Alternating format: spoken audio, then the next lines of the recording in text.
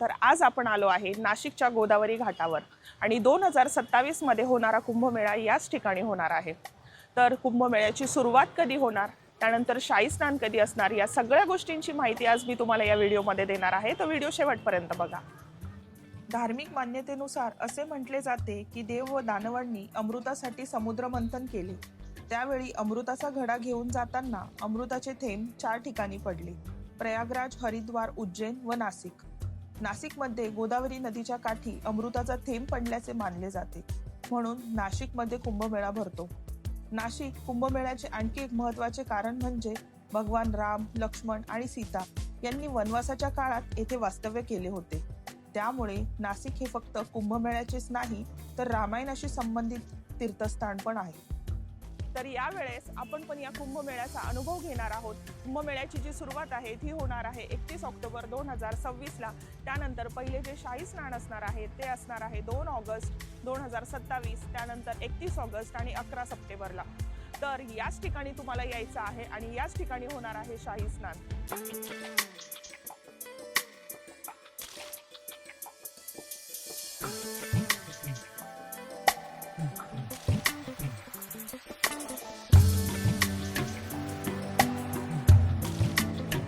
तर या पवित्र गोदावरी नदीमध्ये स्नान केल्यानंतर तुम्ही आजूबाजूच्या कुठल्या तीर्थस्थळांना भेट देऊ शकता हे आज मी तुम्हाला या व्हिडिओमध्ये सांगणार आहे। तो व्हिडिओ शेवटपर्यंत बघा। तर नाशिक हे असे ठिकाण आहे जेथे प्रभू श्री रामांनी वास्तव्य केले। तसेच हे आहे रामकुंड, जिथे ते स्नान करायचे व असे म्हटले जाते की प्रभू श्री रामांनी आपल्या वडिलांचे पिंडदान याच ठिकाणी केले होते। तर या गोदावरी नदीमध्ये स्नान केल्यानंतर 100 मीटरवर असलेल्या या कपालेश्वर मंदिरात तुम्ही दर्शनासाठी जाऊ शकता। हे पंचवटीतील खूप जुने मंदिर असून या मंदिरात असलेले शिवलिंग स्वतः भगवान विष्णूंनी स्थापन केले आहे। भारतातील एकमेव असे मंदिर आहे जिथे तुम्हाला बाहेर किंवा मंदिराच्या आत नंदी दिसणार नाही। असं म्हणतात कपालेश्वर मंदिर ब्रह्मा, विष्णू, महेश यांच्या योगदानातून बनलेले आहे। महादेवांवर जेव्हा ब्रह्महत्येचं पाप चढलं होतं तेव्हा नंदीने महादेवांना सल्ला दिला होता की त्यांनी इथे गोदावरी, अरुणा आणि वरुणा नदी पात्रात स्नान करावं। यामुळे महादेवांनी नंदीला आपला गुरु मानले आणि नंदी गुरु असल्यामुळे महादेवांनी त्यांना समोर बसू नये असे सांगितले।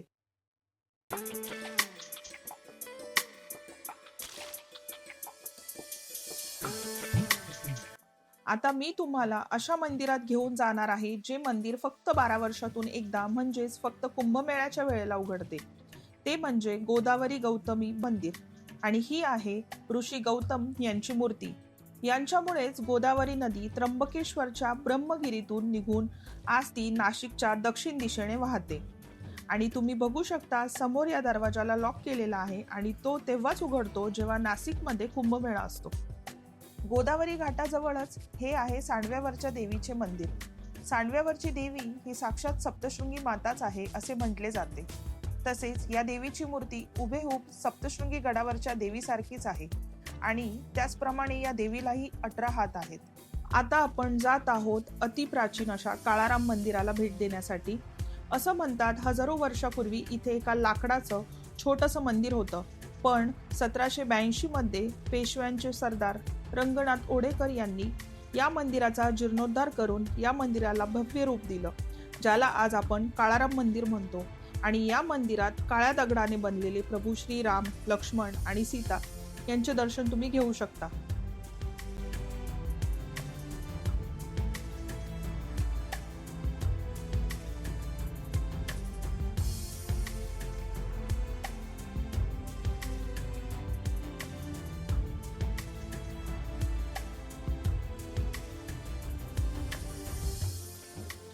आता आपण जात आहोत सीता गुफाकडे आणि हे ठिकाण काळाराम मंदिरापासून फक्त 2 मिनिटाच्या अंतरावर आहे। इथे आल्यानंतर तुम्हाला इथे वडाचे 5 झाडं दिसतील आणि या 5 वडाच्या झाडांमुळे या ठिकाणाला पंचवटी नाव पडले।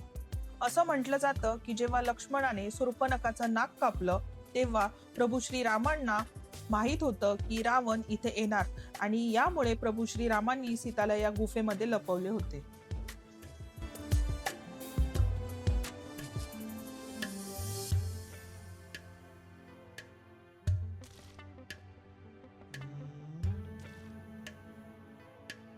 तर आता आपण आलो आहोत गोरेराम मंदिरामध्ये दर्शनासाठी.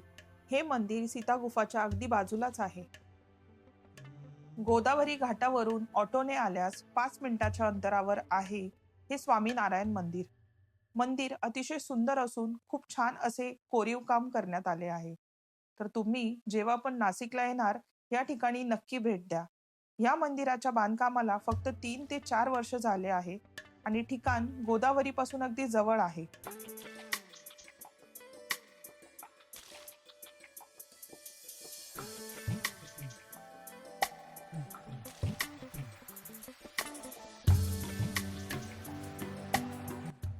स्वामीनारायण मंदिराच्याच अगदी बाजूला हे स्वयंभू केवडीबन म्हसोबा महाराजांचे स्थान आहे आणि या हजारो वर्षापूर्वीच्या म्हसोबा महाराजांना भोलेनाथांचे रूपही मानले जाते आणि तेथेच आहे ही भोलेनाथांची पिंड आणि नंदी.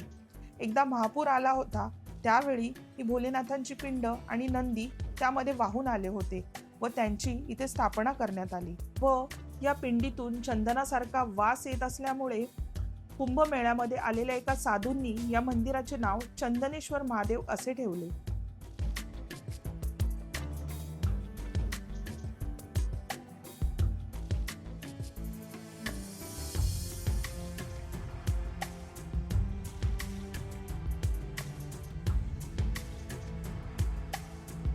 याच ठिकाणी लक्ष्मणाने शूर्पणखेचं नाक कापलं होतं आणि हे विश्वातील एकमेव असे मंदिर आहे जिथे प्रभू श्री लक्ष्मण हे शेष नागरूपामध्ये अवतरित आहेत. तसेच हे आहे गोदावरी कपिला नदींचे संगम स्थान. यात्रा की भूमि, ये रामचंद्र जी सीता माता दर्शन, ये ब्रह्म तीर्थ, शिव तीर्थ, विष्णु तीर्थ, मुक्ति तीर्थ, अग्नि तीर्थ, सीता तीर्थ. सीता माता स्नान की जगह इसको सौभाग्य तीर्थ बोला जाता है. कपिल भगवान तप करके नदी आई कपिला. नासिक से गोदावरी, 2 नदी का कोने में संगम है.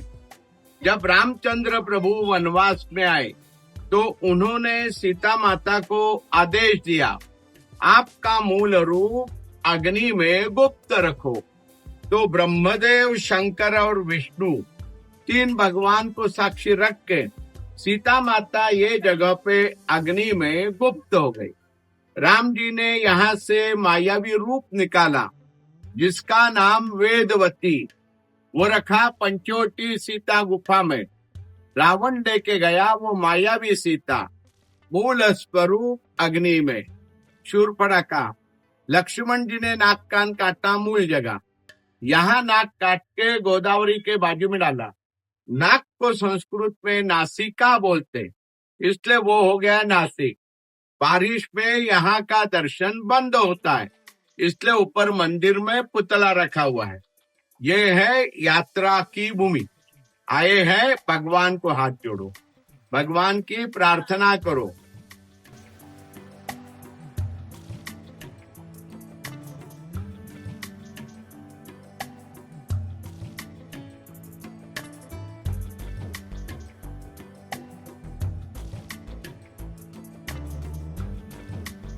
हे आहे सर्व धर्म मंदिर जेथे तुम्हाला सर्व धर्माच्या देवी देवतांचे दर्शन होणार.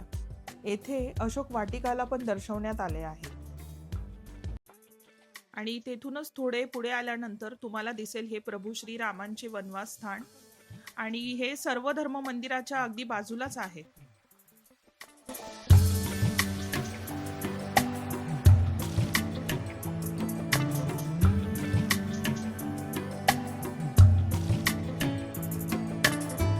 रोड क्रॉस केल्यावर हे आहे रामसृष्टी उद्यान जेथे तुम्हाला प्रभू श्री रामांची 70 फुटाची मूर्ती पाहायला मिळेल.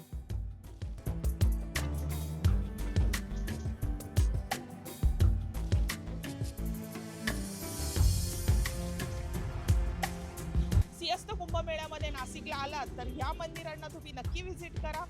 तसेच तुम्हाला जर काही डाऊट्स असतील तर तुम्ही कमेंट सेक्शनमध्ये मला विचारू शकता आणि त्याचप्रमाणे जर तुम्हाला माझा व्हिडिओ आवडला असेल तर व्हिडिओला लाईक करा, शेअर करा आणि चॅनलला जर अजून सबस्क्राईब केलं नसेल तर सबस्क्राईब करायला विसरू नका.